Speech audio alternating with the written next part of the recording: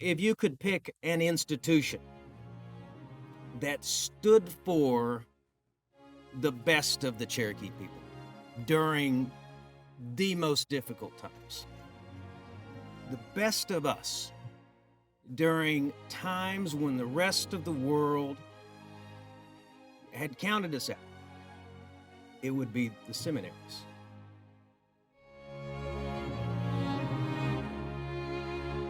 The legacies of both the female and male seminaries have lived on through NSU through its continued partnership in Tahlequah and its surrounding communities.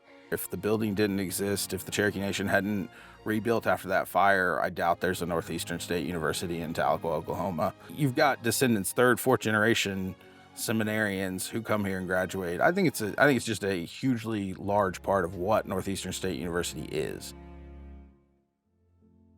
The students of the Old Cherokee National male and female seminaries are here, and this afternoon are enjoying the welcome extended to them by the citizenship of Tahlequah, and are spending the day recounting the many happy hours spent during their schooling in the historic Old Seminaries. Cherokee County Democrat, May 7th, 1913. I attended my first homecoming reunion luncheon on May the 7th, 2017 as a scholarship recipient, and in 2023 was asked to consider to serve as president of the association, and I have proudly done so since 2024. Well, the seminarians have a luncheon annually on May 7th. They typically have entertainment, lunch, and then a speaker. And I always enjoy the historical aspects that are brought from the speaker, especially Jay Hanna. When I served as the Secretary-Treasurer of the Cherokee Nation in 2002, I was invited to speak there. I was going to be the keynote speaker. So I gave a keynote that kind of looked over the early history of the seminaries. We have a fascinating history. I first got involved with the Seminarians in probably the early 2000s because the youth choir were asked to sing for the annual event. So I went, and I had just found these slips of paper telling me that I was a descendant. So I was really interested to find out what they did and just being a part of the organization, not just bringing my girls to sing. So 12 years ago, I attended with my mom, and I had never attended. I was just in town for something else, and it happened to be May 7th. And I remember telling my cousins, "Hey, so we need to get involved in this. This is kind of a big deal." After attending several of these, I'm like, you know what? I really want to be involved in this. I joined the Seminaries Association in '64. My little grandmother. I did that for her. I, to this day, get goosebumps when I walk through Seminary Hall. I go back so far with it. I would remember that my little grandmother ran up and down those stairs. Imagination can better depict the sad disappointments and that trials encountered by this already powerful tribe. Imagine their long and tedious journey of 1,000 miles overland, their hardships, their privations, their sickness, their loss of life. And you have the condition of the Cherokees in 1838. The Cherokees originally lived in the southeastern part of the United States. They originally had over 80 million acres of land, and at the time of our forced removal, they were down to approximately 8 million. The white inhabitants surrounding us wanted our land and our farms. Jackson, after he was elected in 1828 and took office in 1829, the Indian Removal Act was passed in the 1830s, which called for the removal of all the Indian tribes east of the Mississippi to west of the Mississippi. Once the Cherokees arrived, the old settlers, which were the Cherokees who had been living in the West for a couple of generations since the 1790s, well, they had their own form of government, while the main body of Cherokees who had removed were in the camps. They had passed a resolution that their government would remain in full force and effect after the removal. So that meant once the removed Cherokees had arrived in the present Cherokee Nation, there were actually two forms of government. The last group of Cherokee that arrived here were in March of 1839, and that would have been John Ross with his family and other members of his family on the last detachment of Cherokee. What they got familiar with was, of course, here locally within where hills and valleys and streams are, which were as close to home as they could get, is where they began to establish their homes. In July of 1839, there was a council that met and signed an act of union, basically reunifying all of these different factions into one body politic known as Cherokee Nation. In the decade that followed signing the Act of Union, there was still a lot of turmoil within the tribe.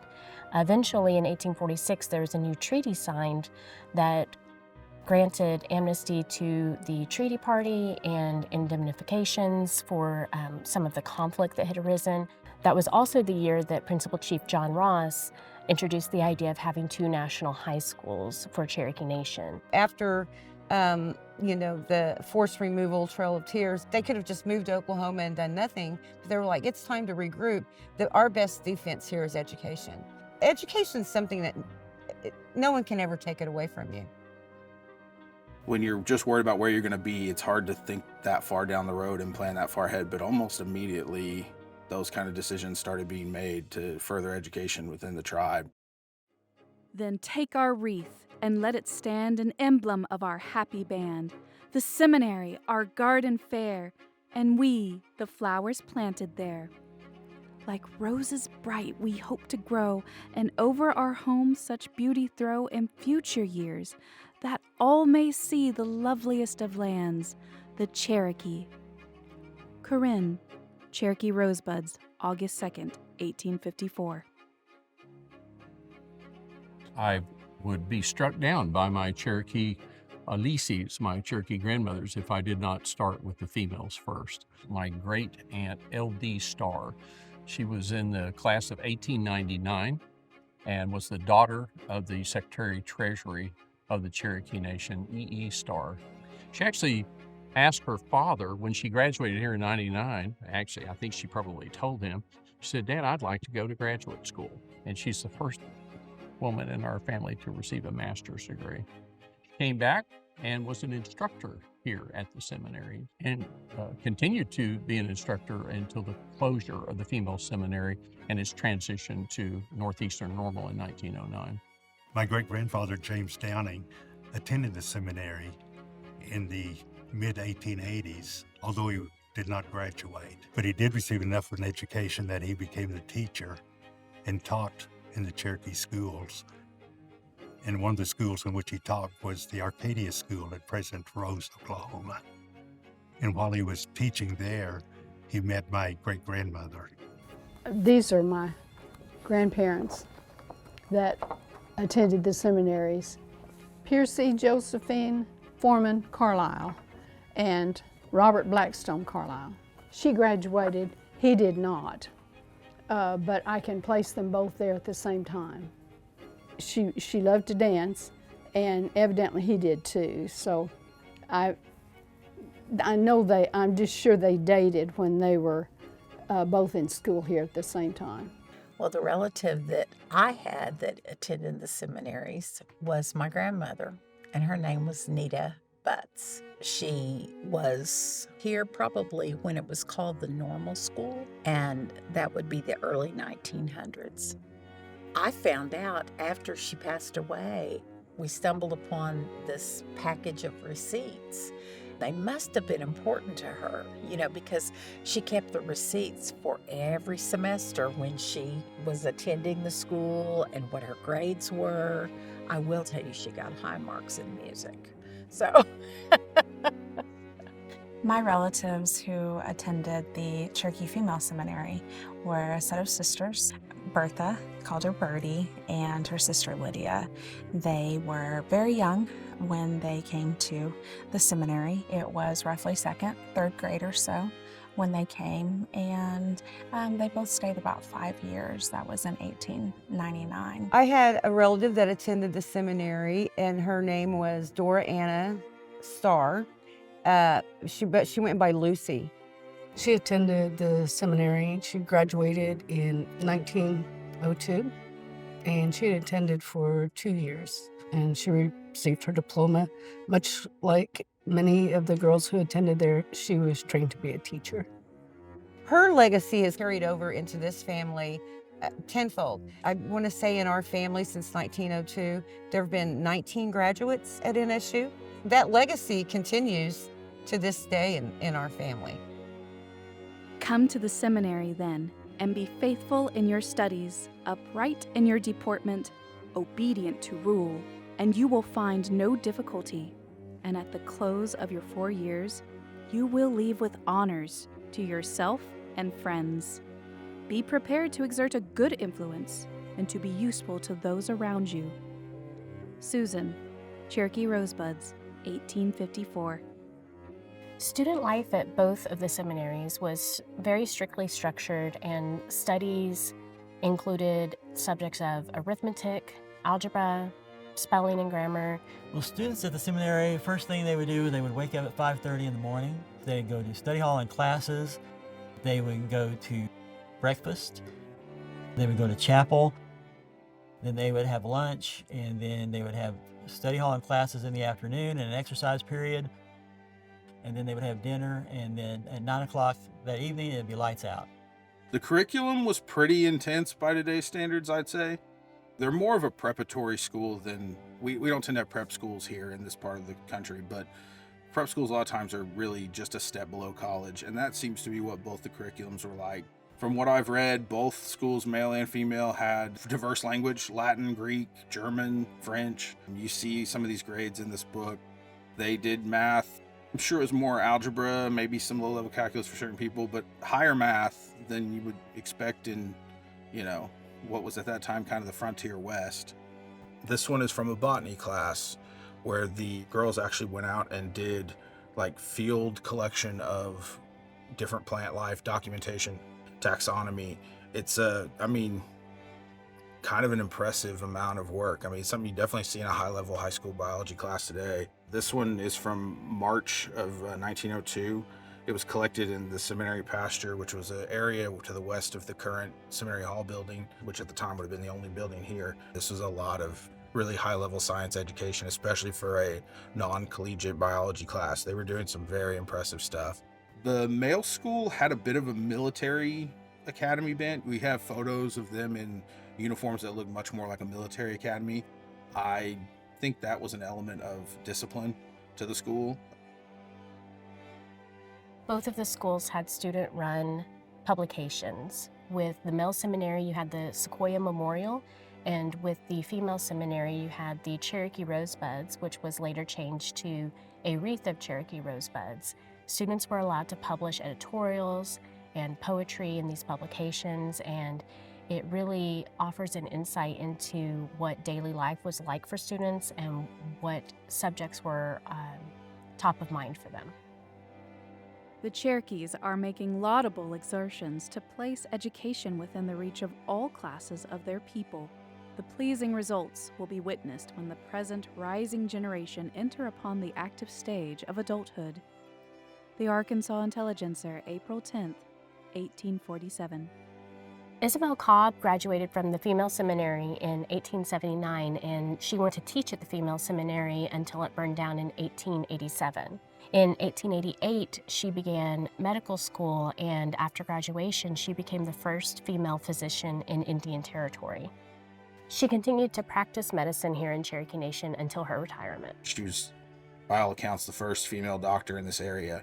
She served the Wagner community for almost 40 years. Now the Northeastern State University campus has a large dorm named the Isabel Cobb Dorm.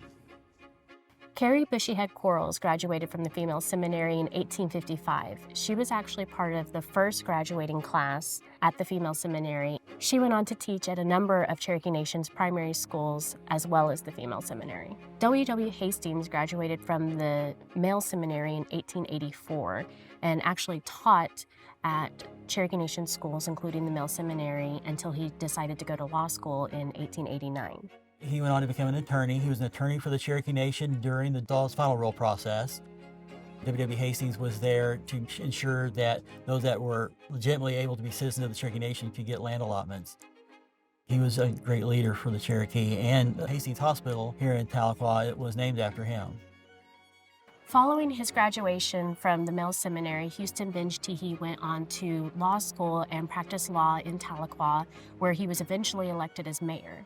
In 1915, he was appointed Register of the United States Treasury and had a key part in World War I, as he was responsible for signing all of the Liberty war bonds that funded the war on behalf of the United States. If you go through the history of this region, western Arkansas, eastern Oklahoma, you're going to be littered with people whose names, touch the school and then go on to do things that really established a legacy in this part of the state. It's amazing how many people actually went on to teach at various schools throughout Cherokee Nation as well as the seminaries.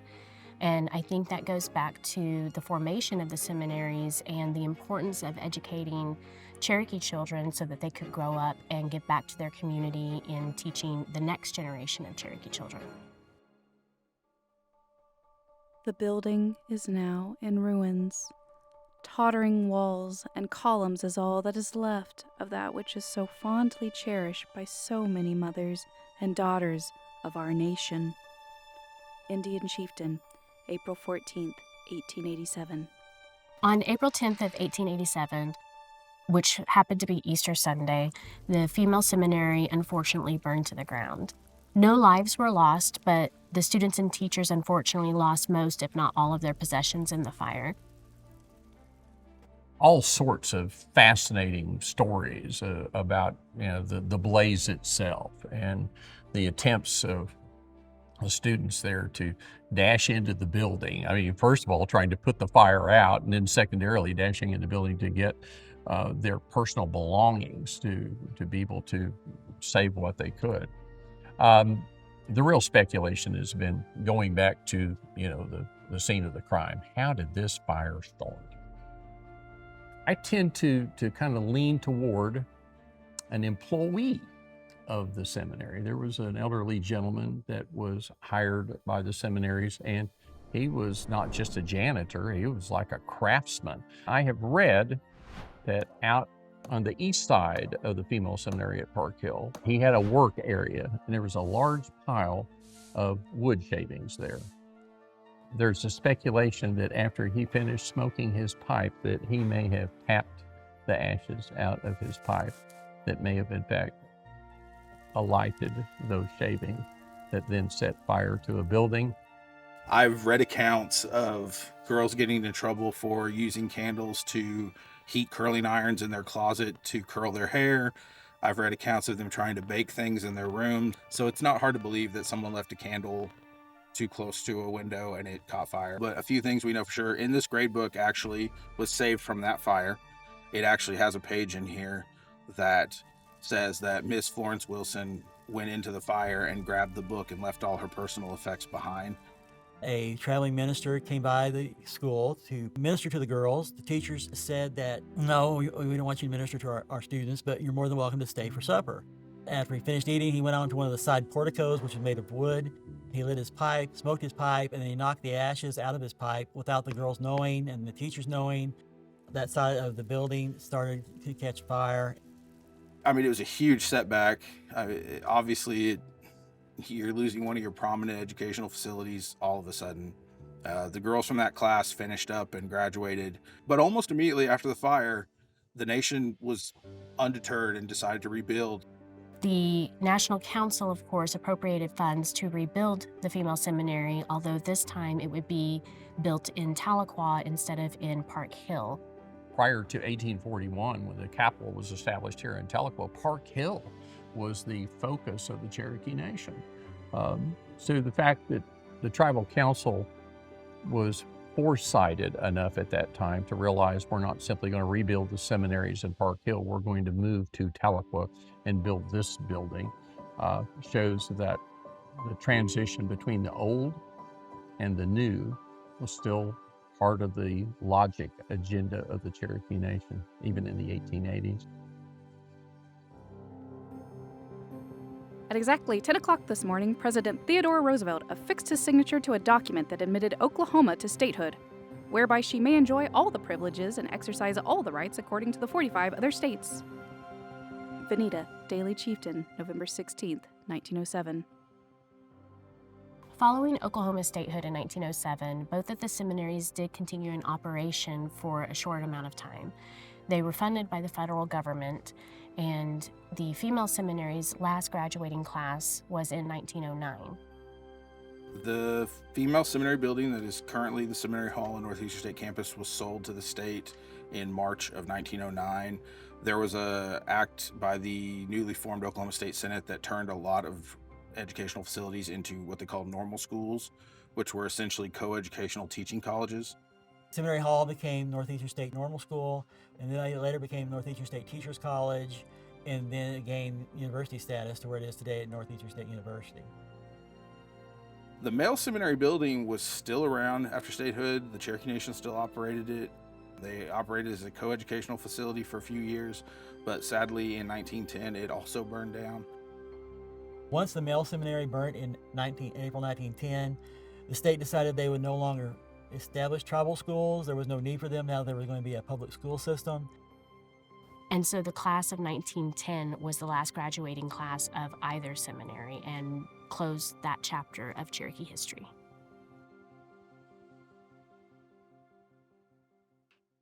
Imagine their arrival in this wild country and their endeavor to start new homes under every adverse circumstance.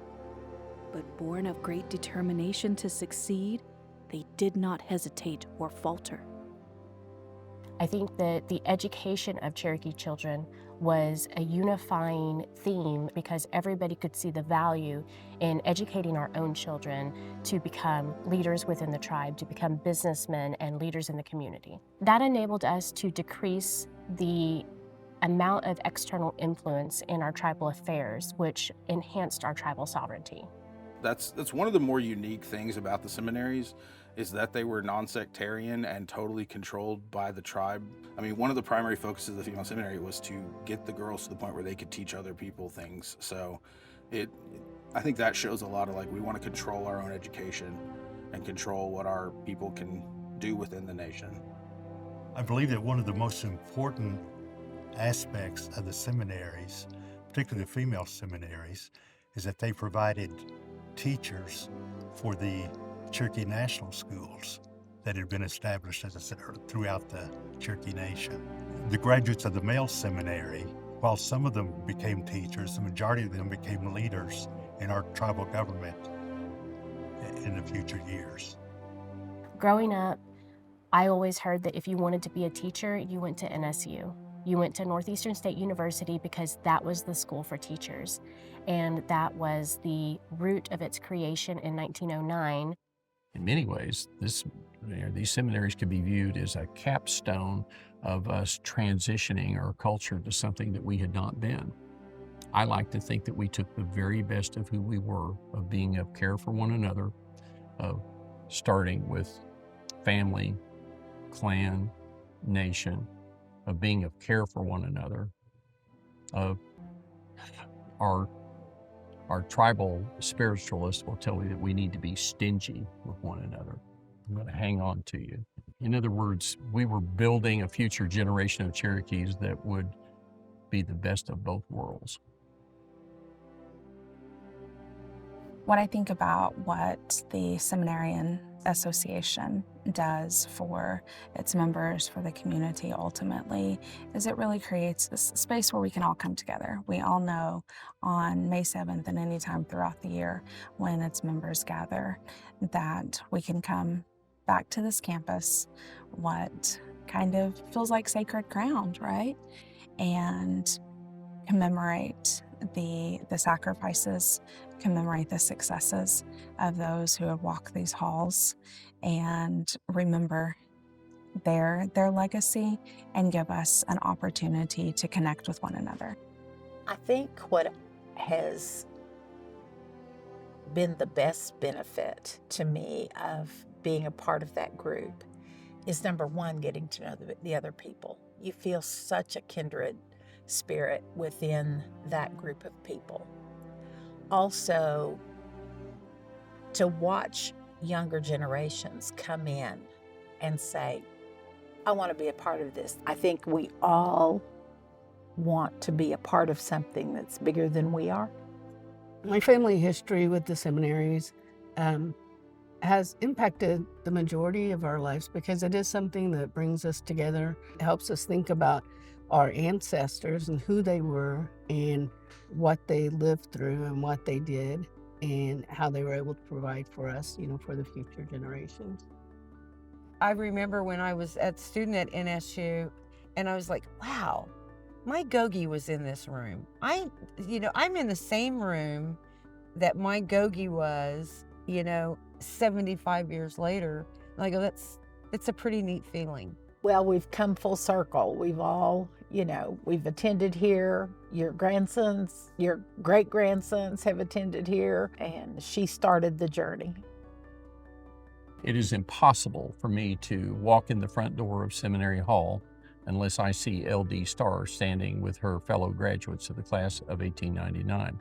But most importantly, I hear their voices. And it echoes on these brick walls, it echoes on these staircases.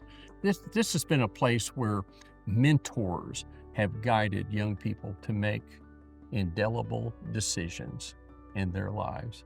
I hear those voices, I see those faces, and it gives me comfort. It gives me purpose.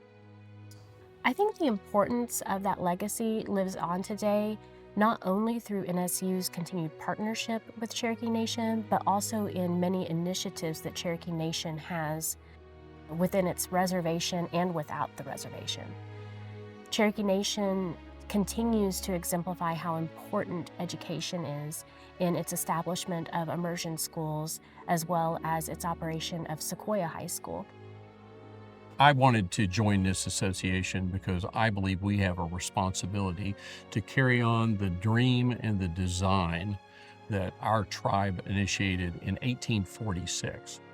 And so when you look across time, the curvature of time, which we can almost see over, if you listen quietly enough, I think you can hear our ancestors telling us that this is right, this is important, and you need to be about this.